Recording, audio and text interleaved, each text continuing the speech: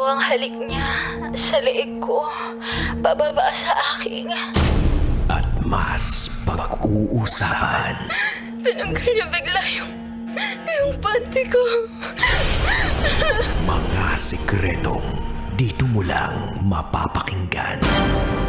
Top Secrets. Top Secrets. Top Secret. Top Secrets. Hi, Kabisyo. It's me once again, DJ Rocky Tera, and welcome to the program rated SPG Top Secrets. Kung saan makakapagbahagi ka ng iyong mainit, nakakapanabik, nakakakiliti, at pwede rin namang mamasa-masa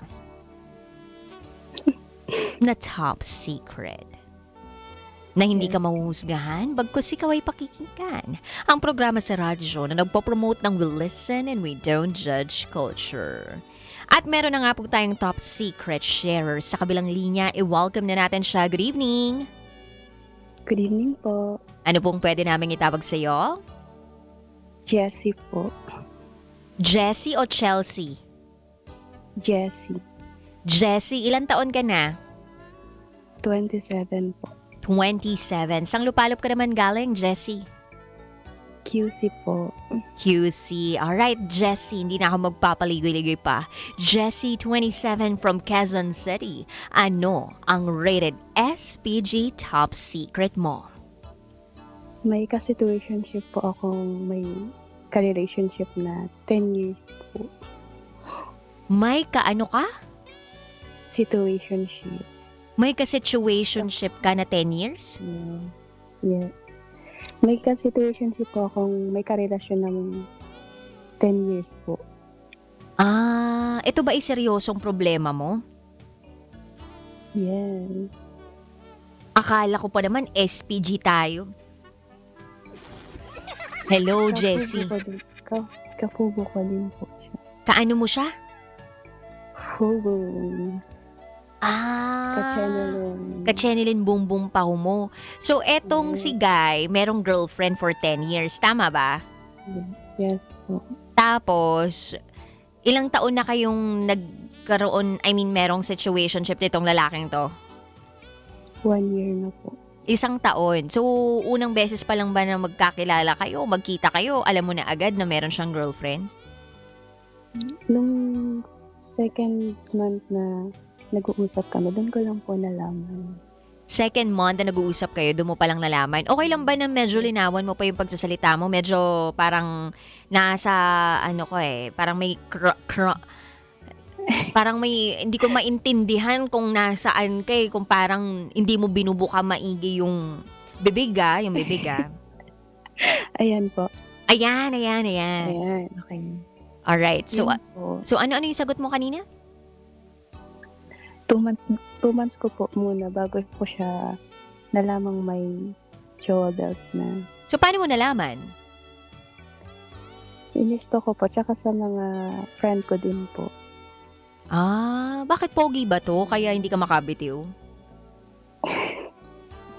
Medyo Pogi. Macho. Macho, nag-gym po siya. Ano? Yeah.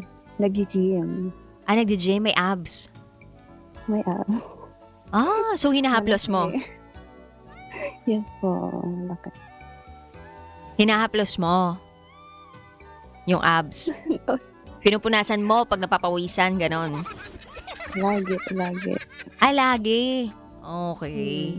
So, lagi kayo nagkikita? Every month po, yes. Ah, every month lang kayo magkita, hindi kayo linggo-linggo nagkikita? Hindi po. Pumapayag ka dun? Pumapayag. Hindi ko maiwasan eh. Hindi ko alam kung bakit. Baka masarap. Masarap ba? Sobra. Sobrang galing? Po kasi first time. First time na ano? Touch-up siya na lang. Ah, sa kanya mo unang naibigay yung sarili mo. Yes po. Kaya hindi ka makabitaw. Yes. So palagay mo, anong meron dito sa taong to na wala sa iba na mga pumorma sa'yo? Mabait po kasi siya eh, mabait. Paano mabait? Gentle. Gentle po siya. Gentle siya. So bago kayo may gawin, kinikis ka muna sa cheeks, ganon. O kaya sa kamay, ganon. Sa paa po. Sa paa ka. Wow! Alam mo ba na sa Middle East, kapag kinikis yung paa ng isang babae from a lalaki, ibig sabihin nun nirerespeto ka. Yes. Tapos, pagkakis dun sa paa, sana po dumidiretso. Pagkakis sa paa, sana dumidiretso. Pataas. Pataas. Ano yung favorite mo na ginagawa niya sa'yo? Kinikiliti niya. Kinikiliti ka niya saan? Mm.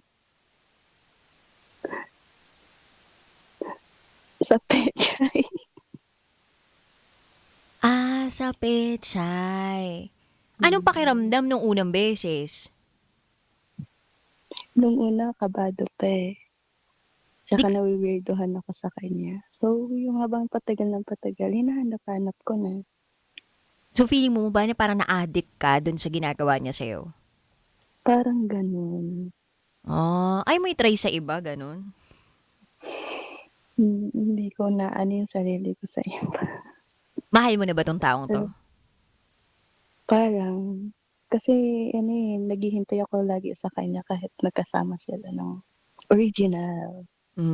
Palagay mo ba sustainable ito sa'yo? Like, palagay mo nakikita mo yung sarili mo dito na magtatagal? Hindi ko siya iniisip. Ang importante, masaya. So as long as masaya ka, dito ka lang? Yes. So, hindi ka natatakot na baka mabisto kayo nung talagang original na girlfriend tas mag-iskandalo? Walang ganon? Siya ang nagsabi sa akin na safe naman. Safe naman parehas. Ikaw safe ka ba sa kanya kung sakali man makabuo?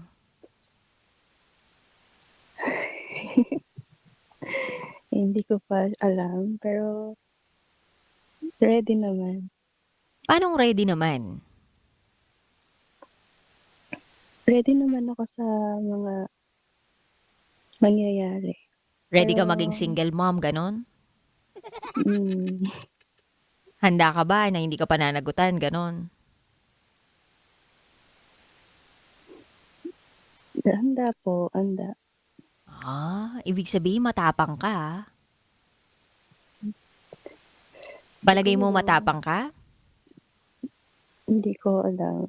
Pero siya nagsabi na may mga plano din kami na kaming dalawa yung nag-uusap. So palagay mo May ba, plano may pag-asa na hiwalayan niya yung long-term girlfriend niya para ikaw na yung piliin niya? Hindi ko alam. Kasi every time na magkasama sila, sinasabi niya sa akin, namimiss niya daw ako. Ganun. Namimiss niya daw yung si Pechay ko. Ganun lang. Hindi mo ba naiisip din minsan na baka pechay lang yung hinahanap niya sa'yo? Na baka mamaya yung pechay gamitin niya din sa tinola niya, ganun. Kasi sa'yo, sinigang, ganun.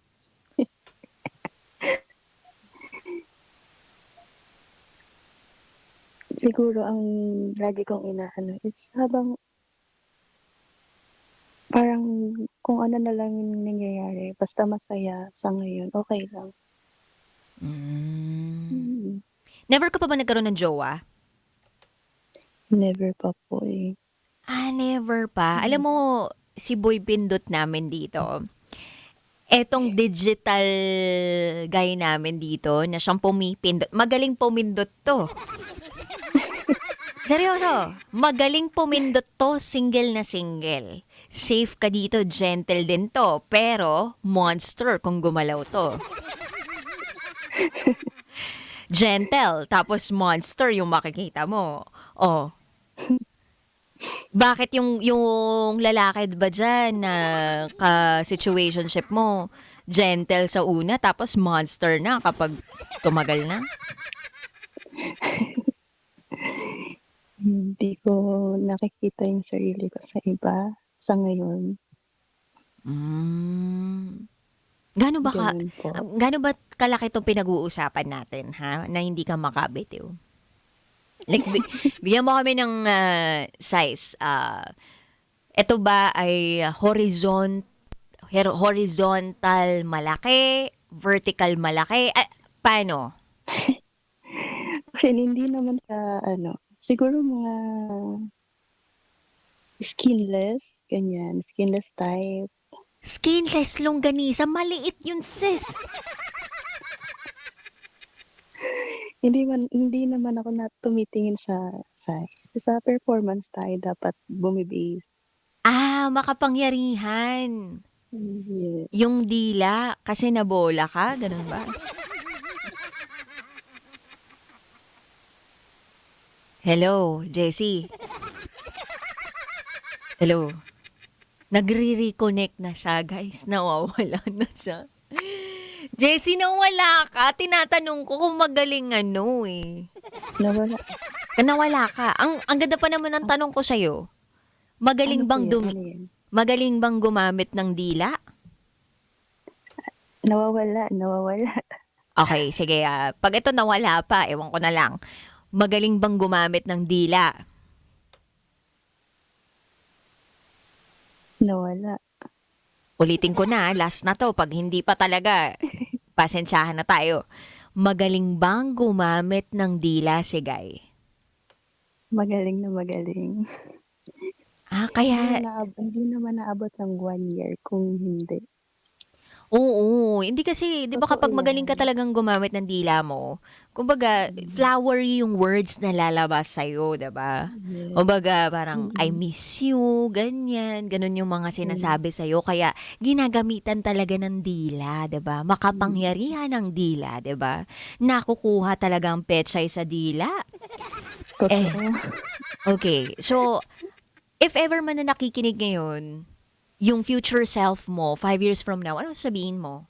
Hindi kita hihayaan na magbigay ng mensahe dun sa lalaki.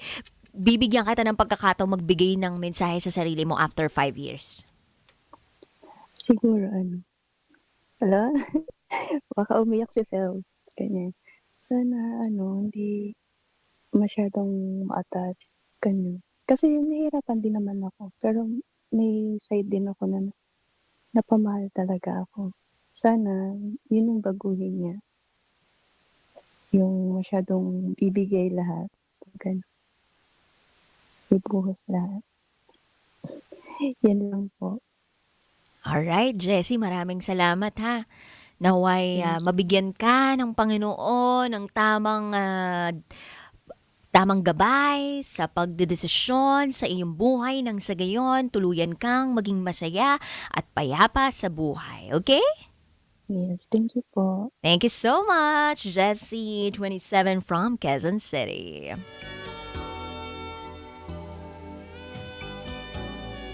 Oh, ano? Kayo din nagamitan na kayo ng dila Huwag nga Hoy, maraming gumagamit ng dila kahit longganisa pa yan. Kahit longganisa pa yung pinasalubong sa'yo. 'Di ba? Kung hindi magaling gumamit ng dila, kung hindi alam yung kapangyarihan ng dila, hindi minamaximize yung kapangyarihan ng dila, walang mangyayari. Hindi ka makukuha. Charot. Ay, talaga nga naman. Oo. Anyway. Alam mo, Kapisyo, iba pa rin talaga yung pakiramdam na iyo yung tao. Oo. Kasi, kapag iyo at alam mong sayong-sayo, ay, iba yung tunay na sarap. At mas pinagpapala ang mga taong gumagawa ng tama. Ikinalulugod yun ng may kapal. Oo. Anyway, sa mga kabisyo natin out there na gusto magbahagi ng kanilang top secrets, alam nyo, next week na ha. Magpapahinga muna tayo ng Holy Week. Tsaka yung mga kasalanan ninyo, okay? Magrepent na kayo. Binibenta ko na nga to si Boy Pindot. Boy Pindot! Si Boy Pindot single to. Oo, gentle din to. Gentle, pero monster. Single. 29 dude, diba? 29 si Boy Pindot, 29 years old, single, lalaki. Never nagka-girlfriend, pero may mga pinormahan naman na dati. Pero generous to, oo. At masipag magtrabaho. Masipag din yan kung sakali mang magiging kayo. Ipaparamdam sa'yo nitong taong to na mahal ka. Ganun. Ay, nako. Anyway. Do not ever settle for anything less than you deserve, kabisyo. Hindi sapat na makapangyarihan lang yung dila. Dapat alam mong iyong-iyo lang. Dapat sayong-sayo lang. Ganun.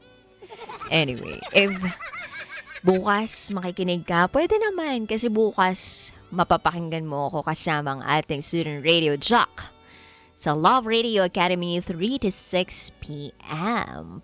And ang mga tugtugan natin, it's gonna be tugtugang ang sarap-sarap balik-balikan for Retro Sabado.